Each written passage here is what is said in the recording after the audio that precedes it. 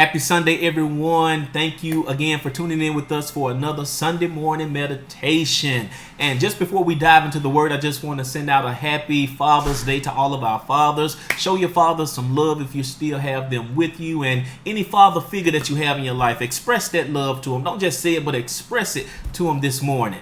Let's dive into the word. The word of the Lord comes from Acts chapter 28, verses 3 through 5, and it reads, "And when Paul had gathered a bundle of sticks and laid them on the fire, there came a viper out of the heat and fastened on his hand. And when the barbarians saw the venomous beast hang on his hand, they said among themselves, 'No doubt this man is a murderer, whom though he have escaped the sea, yet vengeance suffereth not to live.'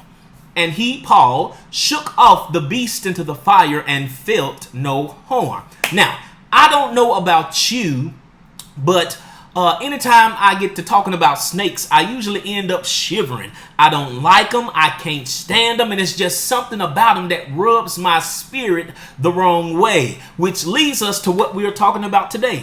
Snakes, and not only just snakes, but the most deadly and venomous ones known to man. We'll use for a theme on this morning, snake bitten. Snake bitten. So before we get to Paul's snake bitten encounter in our lesson text, Paul was on a ship with 275 individuals being tossed by the wind and the waves in a boisterous storm. The storm was so bad that people had all but given up hope. But an angel of the Lord had appeared unto Paul and told him everyone would be all right. So immediately after everyone makes it to land and to safety, and after God had used Paul to save all the lives aboard that ship, it is now time for Paul to take care of himself. He's no longer looking out for the people now, but he's trying to take care of himself. So Paul then goes and put sticks on a fire to warm himself up. And before he could feel the satisfaction of that heat on that cold night, a vicious viper bites him on the hand.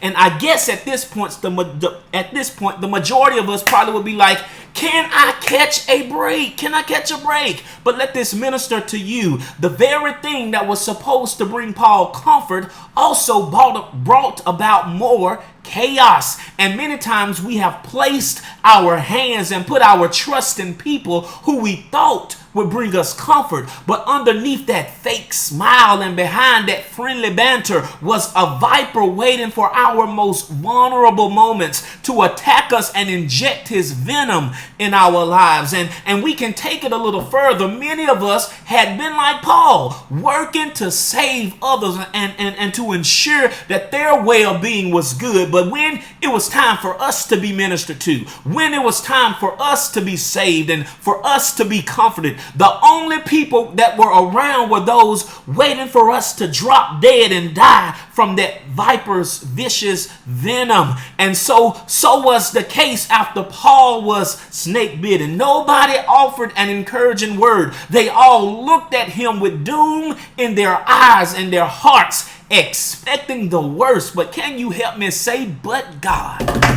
But God. And we can learn something from Paul's demeanor during this snake bitten encounter. Yes, Paul probably was tired. Paul probably indeed was cold and uncomfortable. And yes, Paul had just endured a life-changing storm. And yes, being snake bitten was probably the last thing.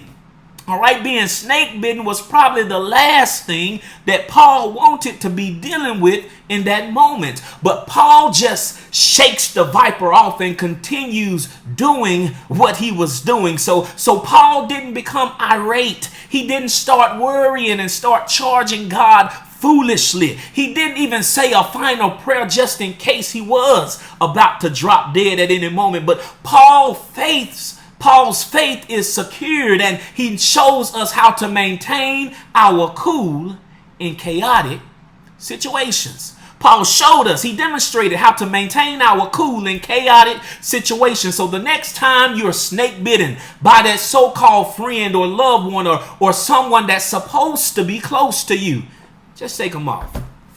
Keep it pushing. and let God's light and love shine in everything that you do and say. I pray that this word bless you. I pray that you like it. I pray that you share it with someone. And until next time, we love you. We are praying for you. And please, and have a great week. God bless you.